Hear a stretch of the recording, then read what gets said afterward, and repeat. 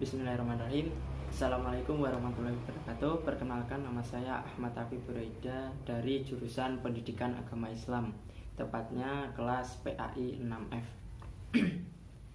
Ya, di sini saya akan membagikan sebuah video pembelajaran mengenai peradilan.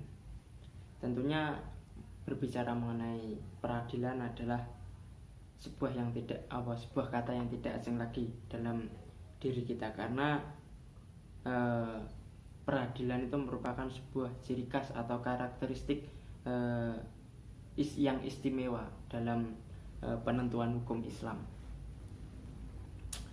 Namun sebelum kita menjauh lagi melangkah mengenal apa itu peradilan Islam, di sini saya akan menjelaskan apa sih tujuan dari pembelajaran tentang bab peradilan ini. Yang pertama adalah ketika peserta didik sudah memahami pengertian dari peradilan Islam ini, diharapkan peserta didik itu mampu memahami pengertian itu sendiri, dan dalam hal itu peserta didik juga diharapkan mampu mengenal fungsi apa saja dari peradilan Islam. Yang kedua adalah peserta didik dapat memahami apa saja hikmah dari peradilan Islam, karena ya tentunya sangat penting ya untuk memahami sebuah hikmah, karena ya hikmah itu bisa menjadikan kita melakukan hal-hal yang baik, apalagi hikmahnya sangat penting bagi kehidupan kita. Yang ketiga adalah peserta didik dapat mengerti apa pengertian hakim. Nah, di sini hakim merupakan suatu yang menjadi masih berkaitan dengan peradilan. Nanti akan dijelaskan lebih spesifiknya lagi. Dan juga di sini peserta didik harus mampu mengerti apa saja sih syarat-syarat untuk menjadi hakim beserta lain-lainnya. Yang keempat adalah peserta didik bisa memahami bagaimana kriteria saksi dan apa saja syarat-syarat menjadi seorang saksi. Nah, langsung saja kita menganjak kepada materi mengenai peradilan. Peradilan adalah salah satu lembaga yang diharapkan bisa menyelesaikan suatu permasalahan atau memutuskan perkara-perkara berdasarkan hukum yang ada untuk mencari keadilan. Atau bisa kata lain, peradilan itu adalah suatu lembaga negara atau pemerintahan yang bisa yang bisa menyelesaikan permasalahan sesuai undang-undang yang berlaku. Nah, fungsi dari peradilan Islam itu sendiri yang pertama adalah menciptakan ketertiban dan ketentraman masyarakat. Yang kedua adalah mewujudkan keadilan yang menyeluruh bagi seluruh lapisan masyarakat. Yang ketiga adalah melindungi jiwa, harta, dan kehormatan bagi masyarakat. Yang keempat adalah mengaplikasikan nilai-nilai amar ma'ruf nahi munkar. Nah, dengan adanya sebuah peradilan itu pastinya dalam suatu masyarakat itu akan tercipta sebuah ketentraman. Karena apa? Karena dalam bermasyarakat dengan adanya peradilan itu tadi, kehidupan masyarakat menjadi terstruktur lah, mempunyai batas-batas ketika akan melakukan suatu hal. Karena ya ketika kita akan melakukan suatu kegiatan, pastinya berpikir dahulu apakah itu baik. Nanti kalau baik ya diterima oleh masyarakat, kalau buruk ya pastinya pasti akan diadili, atau bisa jadi ya kita bisa melanggar suatu ketertiban sehingga kita bisa terkena hukum yang berlaku. Nah, hikmah peradilan sendiri adalah yang pertama, terwujudnya masyarakat yang bersih Yang kedua, terciptanya aparatur pemerintahan yang bersih dan berwibawa, karena masyarakat itu telah berada dalam kehidupan yang bersih dan tertib. Yang ketiga adalah terwujudnya keadilan bagi seluruh rakyat. Yang keempat adalah terciptanya ketentraman, kedamaian, dan keamanan dalam masyarakat. Nah, dalam hikmah peradilan itu sendiri ya pastinya baik ya, karena dengan adanya peradilan itu masyarakat itu bisa hidup dengan kedamaian, ketentraman, tanpa adanya takut akan suatu hal yang buruk menimpanya, karena sudah terdapat peradilan itu tadi. Nah, selanjutnya di sini kita akan membahas mengenai bab hakim ya, mengenai materi hakim yang ya tentunya masih berkaitan dengan peradilan, karena tanpanya hakim ya nggak ada peradilan, karena hakim itu merupakan yang menentukan vonis dalam suatu peradilan itu tadi. Nah, pengertian hakim adalah orang yang diangkat pemerintah untuk menyelesaikan persengketaan atau memutuskan hukum suatu perkara yang adil. Nah, jadi hakim itu adalah mereka yang diberikan tugas untuk menyelesaikan suatu permasalahan dalam suatu hal, untuk mengadili supaya permasalahan itu bisa selesai tentunya dengan keadilan. Nah, syarat-syarat hakim sendiri yang pertama adalah beragama Islam, yang kedua akil balik, yang ketiga sehat jasmani dan rohani, dan keempat merdeka, yang kelima berlaku adil sesuai dengan prinsip, yang keenam adalah laki-laki. Nah, selanjutnya memahami hukum dalam Al-Quran, yang kedelapan memahami ijma' ulama, yang kesembilan memahami bahasa Arab dengan baik, yang kesepuluh adalah mampu berijtihad dan menguasai metode ijtihad, yang kesebelas adalah harus dapat melihat mendengar,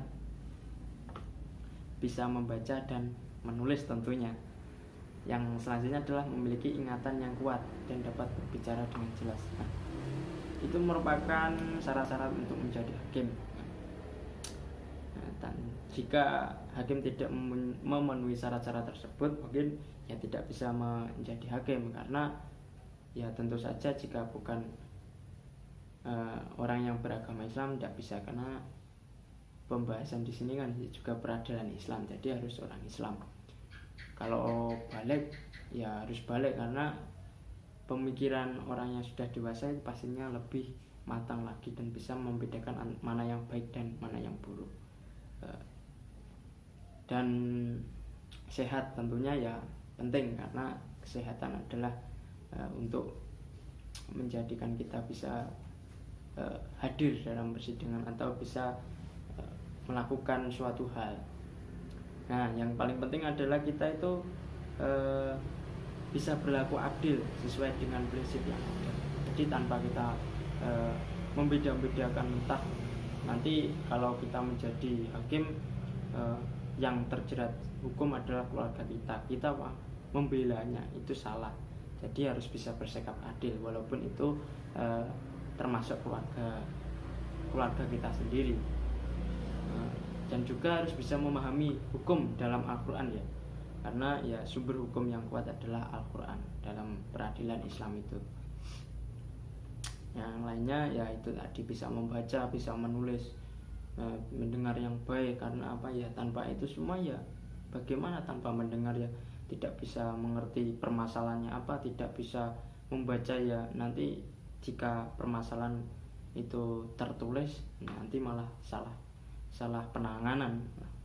Ya itu tadi adalah syarat-syarat untuk menjadi hakim. Nah, selanjutnya adalah macam-macam hakim dan konsekuensinya. Profesi hakim itu adalah suatu profesi yang sangat istimewa ya, sangat mulia. Karena apa? Karena tanggung jawabnya itu yang begitu berat, untuk senantiasa berlaku adil dalam memutuskan segala permasalahan. Jadi sangat berat. Nanti ada, jika melakukan tindakan yang membela salah satu tanpa mengangkat keadilan, tentunya hakim itu akan mendapat neraka menantinya ya, karena ya namanya juga peradilan Islam, nanti juga ada apa ya, yaitu tadi pengadilannya nanti di hari akhir pasti ada. Nah, tata cara menentukan tata cara menentukan hukuman. Sekarang kita mengajak tata cara menentukan hukuman. Bagaimana sih kita menentukan suatu hukuman itu? Nah, orang yang mendakwa itu harus diberikan kesempatan untuk membacakan dakwaannya ya, sampai selesai lah kita mendengarkan dakwanya atau menyampaikan tujuannya itu apa tadi. Nah, sementara terdakwa itu mendengarkan dari apa yang dikatakan oleh orang yang mendakwa, karena ketika seorang yang mendakwa itu sudah selesai menyampaikan tujuannya, di situ terdakwa bisa membantah atau bisa menilai benar atau tidaknya tuduhan yang dilakukan oleh yang mendakwa itu tadi. Nah, di sini perlu digarisbawahi, sebelum pendakwa atau tuduhan itu yang mendakwa atau tuduhannya itu selesai disampaikan, hakim itu tidak boleh bertanya mengenai hal yang lain, karena dikhawatirkan itu dapat memberikan pengaruh positif ataupun negatif kepada terdakwa. Nah, setelah terdakwa selesai menyampaikan tuduhannya, nah situ hakim harus mengecek tuduhannya tersebut dengan beberapa pertanyaan yang dianggap penting ya tentunya, dan yang tuduhan tersebut tuduhan tersebut harus disertai dengan bukti-bukti yang kuat, yang benar, yaitu tadi. Nah, jika terdakwa menolak apa yang ditunjukkan kepadanya, maka ia harus bersumpah. Nah, di sini jika terdakwa itu menolak apa yang menunjukkan kepadanya itu ditolak, maka harus bersumpah bahwa dakwaan tersebut adalah salah. Nah, dalam menjatuhkan vonis hukuman, hakim itu tidak boleh mengambil keputusan ketika dia seperti ini ya, misal ketika dia marah, lapar, fisiknya tidak stabil, sedih, sangat gembira, sakit, saat sangat mengantuk, saat merasakan kondisi sangat panas atau dingin. Nah, di situ hakim tidak boleh menyampaikan hukuman vonis atau menjatuhkan vonis, karena ditakutkan malah terjadi kesalahan nantinya. Nah, selanjutnya kedudukan hakim wanita. Nah, di sini mazhab Syafi'i dan Hambali itu tidak memperbolehkan ya, Bang. Namun dalam pandangan Imam Hanafi itu memperbolehkan, karena untuk menyelesaikan urusan yang ada itu masih diperbolehkan, kecuali urusan had dan kisos. Bahkan Ibnu Jarir at-Tabari memperbolehkan pengangkatan hakim wanita sebagaimana menyelesaikan perkara itu seperti laki-laki. Seperti pria itu diperbolehkan walaupun tanpa terkecuali. Ya, selanjutnya kita akan membahas mengenai saksi. Nah, pengertian saksi adalah orang yang diperlukan dalam pengadilan untuk memberikan keterangan yang berkaitan dengan suatu perkara yang ada demi tegaknya hukum atau keadilan dalam pengadilan tersebut. Nah, syarat-syarat menjadi saksi itu adalah Islam, sudah dewasa atau balik, berakal sehat, merdeka, dan adil. Nah, yaitu tadi, karena orang yang sudah dewasa berarti pemikirannya ya baik, bisa membedakan mana yang baik dan mana yang buruk, dan berakal sehat. Berakal sehat ya yaitu tadi bisa membedakan pastinya baik dan buruknya. Merdeka, adil ya harus, karena jika tidak adil ya nanti malah merugikan salah satu pihak. Nah, ada juga di sini saksi yang ditolak. Jika saksi tidak memberikan keterangan sesuai kejadian yang sebenarnya, maka saksi itu harus ditolak ya. Seperti halnya yang pertama, saksi yang tidak adil itu pasti ditolak. Yang kedua, saksi seorang musuh kepada musuhnya itu juga tidak boleh. saksi seorang ayah kepada anaknya ya harus ditolak, pasti membela ayahnya. Saksi seorang anak kepada ayahnya, ya ini kebalikannya dari nomor 3 tadi, ya tidak boleh, pasti membelanya karena masih ada darah dalam dirinya, satu darah. Yang terakhir adalah saksi yang menumpang di rumah terdakwa. Nah, di sini kan kenapa tidak boleh lah? Karena kan pastinya di sini merasa apa ya? Merasa mempunyai hutang budi karena diperbolehkan menumpang tempat tinggal di rumahnya, sehingga ya membelanya walaupun yang terdakwa itu adalah benar-benar salah. Ya, untuk pembelajaran video pembelajaran saat ini, hari ini mungkin sampai di sini dahulu. Nanti saya akan melanjutkan dalam video pembelajaran yang kedua.